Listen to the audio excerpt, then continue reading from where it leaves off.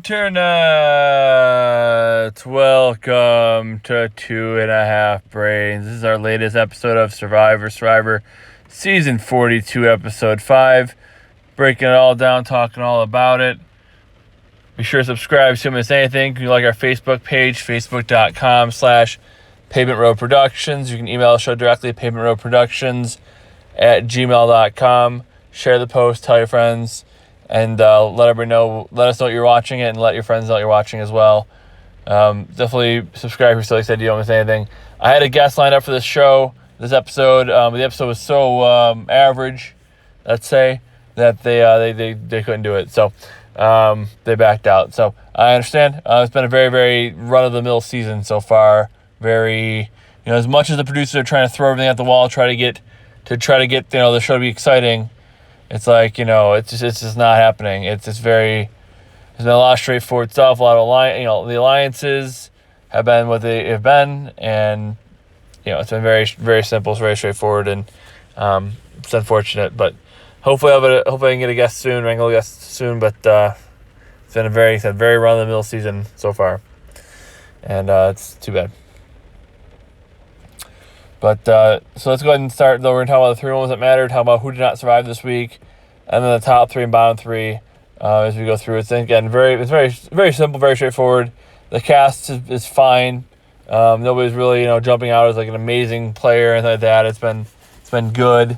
But again, nothing. It's been very, the alliance has been, forming, and then it's like, well, it's going to be this one or this one, and it ends up being one of those two. It doesn't end up being anybody else. So there hasn't been really any other potential options, and so it's been pretty straightforward. So, it is what it is.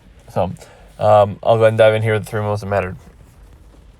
I was saying too, I was talking, with people I was watching with today. I think one thing the Survivor does really need, though, is on the topic of the cast. We haven't had really in a while a really good villain, like somebody who we could really root against. There's really since Angelina. Say what you want about Angelina, she was whatever, but she was somebody who was definitely a villain and somebody you could root against. And with social media, everything now, it seems like a lot of people are afraid to be the villain. And even Jonathan talked about it. He says he's a big 6'4" guy. He doesn't want to yell at the 5'2" girl, and be a jerk, and it come off as a jerk. And I said, playing the game, being a villain, quote unquote. I mean, even Dan was a villain, but he didn't do anything. I mean, he wasn't like Dan Spilo. He got pulled from the game for sexual harassment. That's not a villain. That's just stupid. And so I think really, a lot of people are afraid to be the villain. But if you play the game, you play cutthroat, you lie to somebody's face, and that's kind of par for the course, anyways. But really being an outspoken villain, I think would be really what the show needs. It's really been lacking, unfortunately. So. Anyways, so let's go ahead and talk about the 3 moments that mattered this week. And we'll go ahead and start off with moment number 1 that mattered. And that was to activate or not to activate. That was the question. Obviously, in the episode, they showed, Tori was pretty much invisible. She talked about how she was going to play in Rocksroy's ego, but really didn't do much. And then Romeo was talking quite a bit. Dre had some confessionals, but Dre and Rocksroy went off to go look for idols, and Drea found it.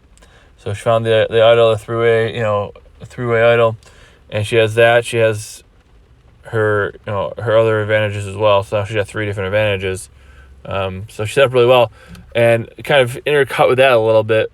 While that was going on, Mike was talking about, well, should I activate my idol? Should I not activate my idol? And he told the rest of his tribe, right? He told the rest of the tribe that he was going to activate his idol, or he wasn't sure if he was going to. And they all found out that after the merge, it's active, and he gets his vote back. So he wasn't really sure what he wanted to do, and he wasn't sure if he was going to activate it or not. And then obviously at the tribal council, or at the tribal, so it's just at the immunity challenge. Marianne said her thing, and then Drea had the one about potatoes, and then Mike decided he wanted to activate it. He was going back and forth. He decided to activate it, And the reason he was debating activating it, the reason he wasn't sure he was going to activate it, was because he didn't want everybody else to know he had the idol, right? But really, the only people who were going to know he had the idol are people who on the other tribes who had the idols or knew about who had the idols, right? So his whole tribe knows. So what's 2-3 more people knowing at this point? And he decided, I think the correct decision was he wanted to get his vote back. So he decided, I'm going to activate the idol so I get my vote back. I can vote this next tribe because me, not, if even if I'm not in danger of going home and don't need the idol, I do need my vote. So he made the correct decision, I think, in that case, to activate the idol and to get his vote. So it was debating whether or not to do it, but he decided to go ahead and do it, and he activated his idol. Moment that mattered number 2 was interesting as well. There's been some interesting stuff. A lot of it is just always like the producer interference in the episode or in the season. The twists they're artificially putting into the season, and I said it almost makes it seem like people have to play it safer because there's so many twists, right? Like last season, obviously I didn't see last season. Last season, Erica kind of just played it super safe, didn't do really anything the whole time, and won the game, and because she didn't have to do it, there's so many things, so many different things, kind of playing it a little bit slower because the advantages are making it so fast, you go so fast, playing the game slower, I think is definitely a smarter way to go, but either way, so that was that. Moment matter number 2 though was protect your vote. So after the immunity challenge, again, they had sent people on a journey. People couldn't go who hadn't been yet, had to go. So the winning tribe selected Lydia, and the winning tribe selected Lydia to go. And then Roxroy was what got his tribe picked him to go. The blue tribe won first place. They got the pick went, and so they picked Lydia, and then they decided that Roxroy was going to go. So they went, and they had the same choice as everybody else. They talked about it. They both were playing very coy. Didn't know what they wanted to do. A lot of the other players used it as like a way to build a bond or whatever. And Lydia and Roxroy both kind of didn't really want to do that. I guess they wanted to kind of just, be close with their own old alliances and all that. And I said, I do like the intermingling before the merge. I wouldn't hate a swap. Even after a couple votes, you swap down to two tribes or whatever, or even 3 new tribes of 5 or something. I do like as much cross pollination before the merge as possible, to make the post merge a little bit better. But they were both, this pair didn't really seem to bond that much.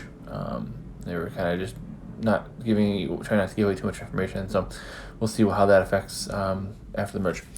And then moment number 3 that mattered was I just put on 3 4s. So all 3 tribes were talking about how this is our strong 4. We keep our 4 together, And even after the green team lost, they lost their second. They had to vote their second person, and so they're going to be down to 4. And all 3 tribes are at 4.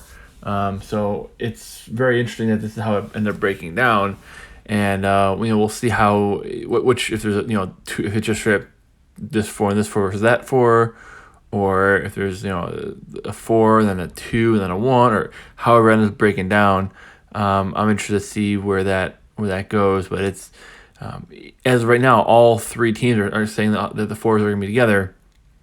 Tori has said she's not going to stick with the other with her tribe. She's going to bounce off as soon as possible. And she was she was doing what I told her, said she should do this last week. She was, just kind of saying, Roxroy, oh yeah, definitely, oh yeah, I'm with you 100%, blah, blah, just telling me what we wanted to hear, and then in confessional, be, just rolling her eyes, and that's what she was doing, and so I think she'll definitely flip. I think Chanel will probably flip, but I can't say for sure, but that's what it looks like right now. But it was very interesting that all 3 tribes were, this is our 4, and then it being that after the vote today, all 3 tribes are at 4 members.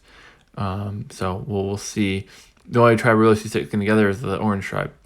I think the other 4 will at least have a fracture, and we'll see what it ends up being. I mean, if the 2 go off and the 2 join the 4 of the orange team, or if they kind of do their own thing or whatever, or they, like kind of like they did with on, kind of like they were looking at doing on Millennials Giant X and the Rock Draw. This one's gonna flip, so I'm not gonna flip, or they're afraid that the one's gonna flip, then the other they're both gonna flip. It's like either one's gonna flip or neither one's gonna flip. And end up in the same boat. So, we'll see who moves, who makes a move, who doesn't. But as of right now, that's what it looks like. So, that's definitely set up well for the merge. Like I said, I wouldn't mind a swap after 3 or 4 votes. It's not like it's a theme season where it's like blood versus water, millennials or Gen X or healers, heroes, hustlers, or whatever. Where it's they're putting the tribes based on certain characteristics. It's just random draw. So, obviously, as I'd like to get back to a random draw too. If we're gonna do 3 tribes, do a 3-tribe format where you pick the tribes like they used to do back in the day. The producers again don't want to give that much control, so they're not going to do that probably. But I do like that idea too, and it would be an interesting pre-merge, and it would make the pre-merge thing a lot more exciting. This pre-merge was very, very dull. It said there were some interesting tribal councils, something like that, but it's gotten to the point where it was very, it was like this tribe has a majority of 3, this tribe has a majority of 3 or 4, and they're going to pick out people who aren't in that group. So it's definitely what it would become. If the orange team would have lost, it would be very interesting, because I think Marianne's on the outs, but she has an idol, and they know she has an idol, so, and it's activated now, so it would have been interesting to see what happened with that. But they were down too, and they ended up Jonathan of course took over, and he finished strong. Omer really put him behind, and then Jonathan just beasted the rest of it out and got on the second place finish. So moving on, let's go ahead and talk about who did not survive this week. And this week, of course, is Daniel. Daniel, my number 4 overall pick, knocked out here. Is down to my number 4 or my number 1. So I guess I'm glad that number 4 went out, not the number 1. The winner pick survive one more week. We'll see what happens next week with what I expect will be a swap, or I should say a merge, and the same thing what they had last time with the changing the fate and all the BS of that. It's funny, they said that these players haven't seen. Jeff said at the beginning of the season, these players haven't seen last season, so they don't know what to expect. Yeah, we do, Jeff. We saw last season. We know what to expect. You're doing the same thing. You're redoing the entire season, and I don't like it. I don't like it. Do something different. Have a little less producer interference, and just let the game play out naturally. Like you're saying, this is a social experiment. No, it's not. It's a social experiment with 10 producers playing God. It's not a social experiment at all. Social experiment would just be letting the game play out naturally. But yeah, they want to keep control, so they can't go. They once they go this far, they really can't go back. So anyways, let's talk about who got survived. This is Daniel. So Daniel got knocked out this week, voted out, and it was interesting. What did he do wrong? I mean, he just wasn't trustworthy, right? He really blew up his own game ahead of the last vote. Really, he was pretty much dead to rights after the last vote. It was gonna be either him or Chanel, and they had both were kind of selling why they should stay and the other one should go, and then they both got back together and they said, yeah, let's we mend the defenses. We want to after this the next. If we do a swap or a merge, we're good again. We're back on the same page. And I think Chanel genuinely meant that. I don't really know if Daniel did, because he voted for her. He voted for her this week, and she didn't vote for him. She threw her vote on Mike, and that led to being a 2-2 tie between Chanel and Daniel, and they went all 3 on Daniel. So, I don't know. I think Mike threw one on Chanel, then everyone else threw his on Daniel, and then obviously Daniel threw his on Chanel as well. But he really this really was the fallout from the previous. I mean, they said he was trying to fish right with the Hawaiian sling, and they said, well, his shoulder's hurt, he can't take part in the challenges, but you can go swimming and use the Hawaiian sling. And he sat out again this challenge too. So. He's sitting on a lot of challenges, and they he wasn't an asset in the tribe. But again, who cares? Keep him around because you're swapping soon. You don't need him, but he proved to be untrustworthy. I mean, Chanel made a bad decision the last time. She wanted to go against Lydia and work with Mike and Jenny, but she risked her vote, so she lost her vote. But that was really, he said he didn't trust her. She did what she said she was going to do. Daniel was one who immediately threw her under the bus as soon as things went sideways. As soon as things went a little bit haywire, he threw her under the bus right away. And I think that was his biggest mistake. He showed that he's not trustworthy. And they went to Lydia and Hai and said, "I'm with you." But you had one ally, and you threw her under the bus immediately. Like, you didn't even wait. It didn't even take you, one tribal council, to turn on your number one ally. And then obviously once that happened, he was, in the numbers, but they, Lydia and Hai pulled Mike in because Mike's a straight shooter, and they didn't trust Dan, and they were right not to. So I think he overplayed a lot. He was trying to control things, and he got outmaneuvered. Hai and Lydia brought Mike in, and then they didn't need Daniel or Chanel anymore because they had the numbers. So really, I think what it was is just his paranoia. He was very, very paranoid, and he was, when the tribal council, when they got rid of Jenny, he flipped on them, and it was crazy too, because it was Lydia versus Jenny, and Hai and Lydia were voting against Mike and Jenny. But it didn't matter because they brought Mike back in, because Daniel showed how wishy-washy he was. You gotta, if you're not confident, you gotta portray at least to your allies. If you gotta portray, if you can be as paranoid as you want. You can be making deals and thinking about, oh my gosh, what am I gonna do if they turn on me? What am I gonna do with this in this situation? And you can think about every situation that comes up. John Cochran was famously really great at that when he won his season. He was I'm gonna play out every possible situation in my head because I'm afraid that they're gonna turn on me. And they ultimately didn't turn on him, and he won the game. But he was playing up like, okay, what can I do here? What can I do here? What can I do here? And he wanted to have every possible avenue covered in case they turned on him, because he was paranoid. And that's fine if you're paranoid, but you gotta show your allies that you're not. You've got to pretend that you're confident, because if you're not confident, they're gonna know. Your allies are gonna not trust you, because you're telling them one thing, they're telling you something. They're telling you that they trust you. You're telling them that you trust them, but you clearly don't trust them because you're being paranoid. And they're not gonna trust you, because if you don't trust, you're saying you trust them, but you really don't. They can't trust you that you are a person of your word. So, I really think it was a matter of Daniel overplaying. It's done a lot of that this season, and just completely way too paranoid, and that made him kind of blow up his own game. I was really feeling good about him, especially him and Chanel working together. And they bring in whoever, they bring Lydia and Hai, or they bring in Jenny and Mike. Either way, but Chanel risking her vote and ended up having no vote, Mike having no vote, and then that tie, and then Daniel flipping. If he would have gone to Rocks or whatever, who knows what happens. Maybe he loses an ally, whatever, but they still have the numbers. But by flipping to Hai, he gave Hai the numbers, let Hai bring in Mike, because Mike knew that either he joins the majority or he's out, so he joins up with Hai, and then Daniel went from being the top person or the top two people in a 4-2 majority to the bottom of a 3-2 minority. And that was a huge mistake. Blowing up, throwing Chanel under the bus, and then also not going to Rocks, and flipping, showed that he'll go anywhere just to preserve himself, and that destroyed all his trust with everybody. And ultimately, I think that's what Dan did wrong. I think that's why Daniel got voted out today. That's why Daniel did not survive.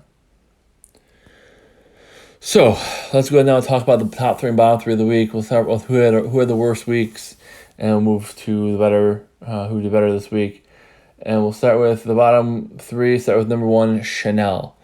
Chanel did survive this week. She's in the bottom 3 for sure.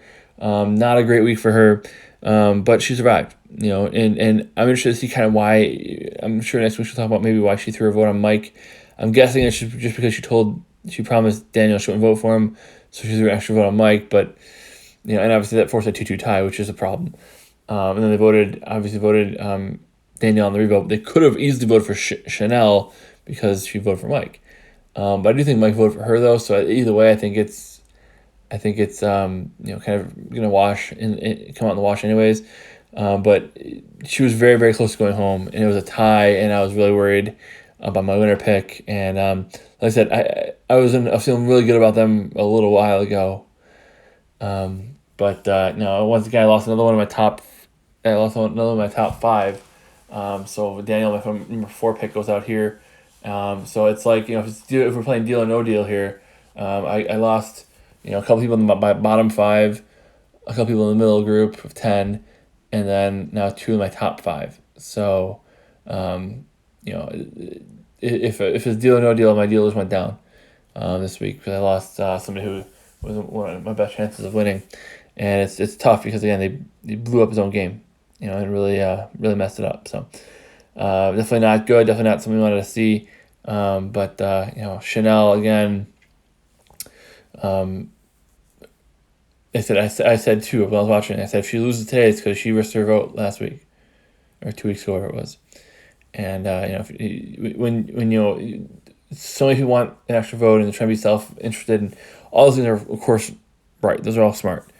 And there's the amulet is still available, which we'll talk about here a little bit. And it's getting more power because now again there's 3 people who left in the game, and they all are at the merge, and they all still have their amulets. So that as they get closer, they whittle down, they get more powerful. But everybody's self-interested, right? Everybody's trying to protect themselves and like that. But an extra vote is just that, it's extra. You can get an extra vote if you risk your vote, but if you lose your vote, you lose your vote. And Drea was smart. She said, if I lose my vote, I'll give my extra vote to she has her extra vote. She can give it to Romeo, and he can vote in her place, and it won't really change anything. But obviously she activated her idol, so she has her vote. But I don't know. I just if she would have gone out, it would have been because she risked her vote last week, and that's a huge mistake. It's an extra vote, but if you need, you can't have extra of something that you don't have, right? You can't have an extra vote if you don't have your vote. So she's still in a tough spot. Emerging will be big for her. She hopefully, for her sake, can maneuver that and figure out where she wants to end up and get on a majority, and ride that as far as she can. I can see her staying loyal to her group, but I don't know why she necessarily would.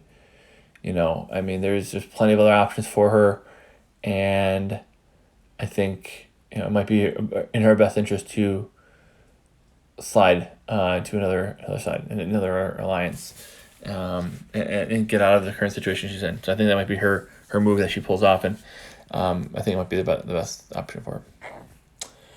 Number 2, I'm going to go with Marianne. So Marianne, I was thinking Jonathan, Marianne, who am I going to put here? She was kind of going at with Jonathan about how he chopped the wood and her foot was underneath it and everything like that, and she's definitely over the top, and that's at this point going into the merge, she's probably not in a bad spot just because she is so out there, but she also could be a pretty easy consensus vote because I think obviously she's likable. People people will want to give her the money.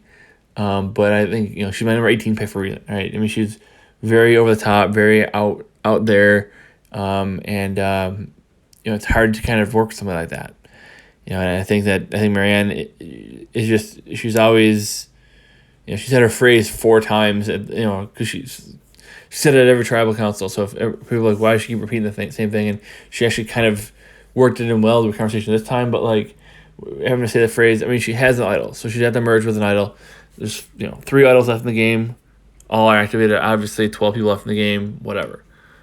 But I don't know. I just she's annoying the people in her tribe. And I think if it came down to it, if they wanted to blindside her and knock her out with the idol or flush it out or whatever, I think of the 4, they say they're tight 4, but I think if it came down to it, none of them would risk their game for her. None of them would go to rocks for her. I think they would throw her under the bus if it came down to it. So, obviously she has an idol that's good. I don't know if she'll know to play it, because she seems like she's got her head in the clouds for sure. And I think that it could definitely be pulled off that if they throw her, I think her tribe would throw her under the bus, and I think they could probably get a consensus to get rid of her if they need to. The only thing is, of course, negotiating around that idol. But then number 1 here, I guess number 3, whatever however you want to look at it, for the player of the week, for bottom 3 is Mike, and Mike, just because again he played his advantage correctly, or I think he made the right decision in activating his idol, but he's such a straight shooter, and it's a big problem. It's gonna be hard to win the game. And Daniel said, I'll be friends with Mike, forever. They keep saying Mike's 117 years old, and he said, I'm only 116. Making jokes, and he's likable and that, and that's a good thing for him. And I think that if he gets to the end, he's got a really good shot. But I just being nice and playing a straight up game is not, it's not modern Survivor, and especially all the twists like that. Maybe we're going back towards the beginning, and we had a person who didn't play the game at all win last time. So who knows? Maybe Mike wins because he's just he's just fine, doesn't annoy anybody. But I just think he's going to be too. I don't think he's got the killer instinct. I think he's going to be just kind of too passive, and somebody's going to make a move against him, and he's not going to be cutthroat enough to make a move. He said he was afraid of telling anybody about his idol, but he told everybody about his idol. And then he didn't want the other tribe to find out. But now Drea knows he has it. I'm sure Romeo knows he has it. I'm sure Marianne knows he has it. I'm sure all Marianne's tribe knows he has it. So I mean, it's kind of silly. He's very so many players, especially in the modern era, they have stuff, they want to tell people about it. They want to try to use it to build bonds, and sometimes that's good. Maybe using it to build a bond with one other person is good. But look at what Sierra did with Sarah, right? Back in 34. I'm gonna use it to build a bond with Sarah, and then Sarah took the information and used it against her. So I said for the longest time, at least for about 7-8 seasons, we've really learned that currency in the game is information. And people say advantages or whatever it has. Information is the ultimate currency of the game. And if you're going to give up the information, you better get something equally of equal value in return. And Mike doesn't do that. He tells everybody what he says what's on his mind. He just tells, hey, I think this is what we should do, or he just doesn't like to deceive. He doesn't like to backstab, and it's Survivor, so it's gonna be hard to win the game without doing that. Maybe he will. Maybe he'll pull it off. And if he does, good for him. But I don't necessarily see it. Let's go and talk about the top 3 this week now. We'll talk about obviously my person who got Survivor was my number 5, so that really number 4 I should say. Really put the damper on my team. But let's talk about who did well this week. Who's in a good spot. Let's talk about number 3. That's Lydia.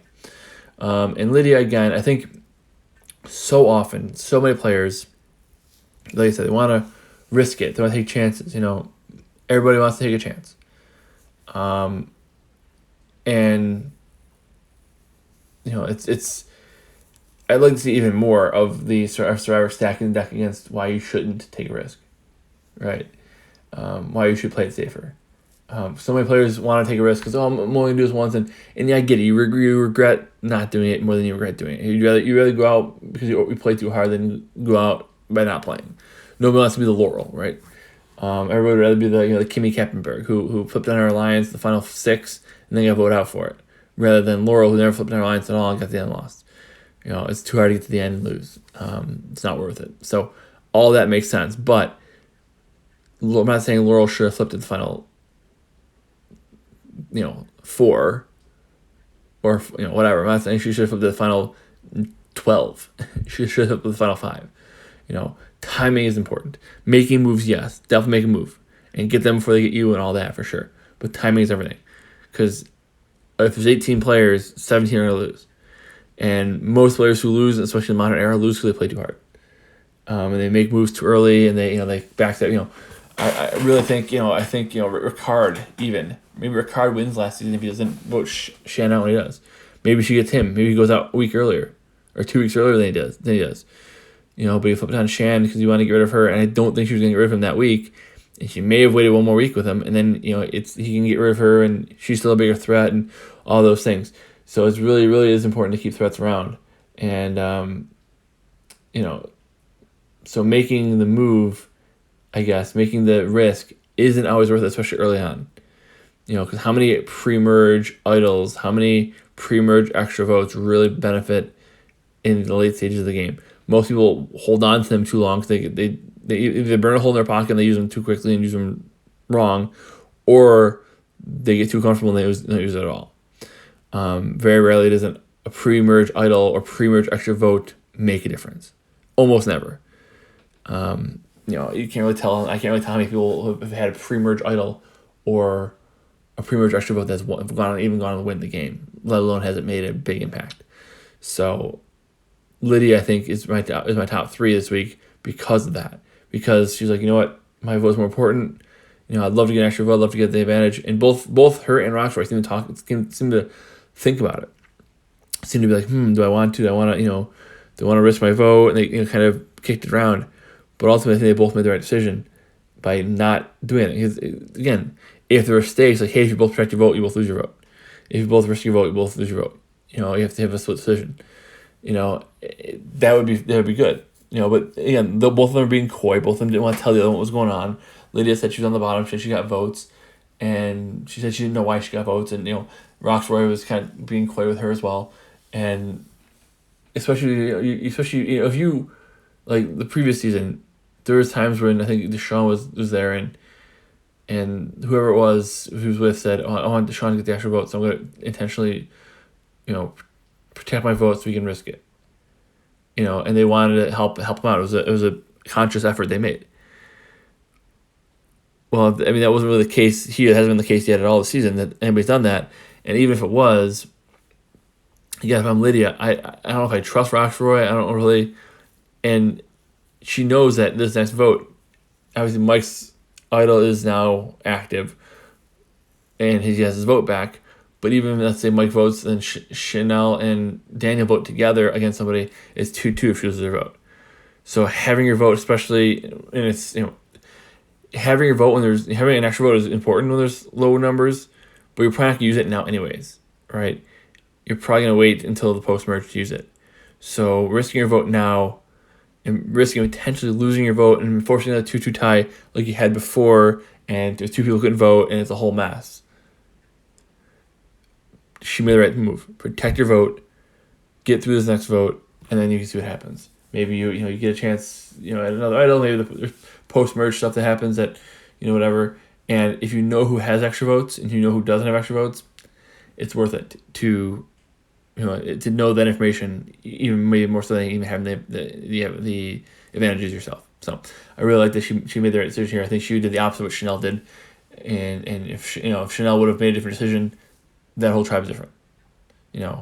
Lydia's gone, Jenny's still there, Mike's still there. It's the 4 of them against, and then they go and they vote out High this week. And he maybe uses his amulet or whatever, but they vote out High this week, and the 4 of them are going to the merge. So that's the difference. Really, that's the difference in one decision. Really, look at that. How many things are different? Chanel, Daniel, Mike, and Jenny are there if Chanel doesn't miss her vote. But instead she does, and Lydia doesn't, and now it's the 4 is Lydia, Chanel, High, and Mike.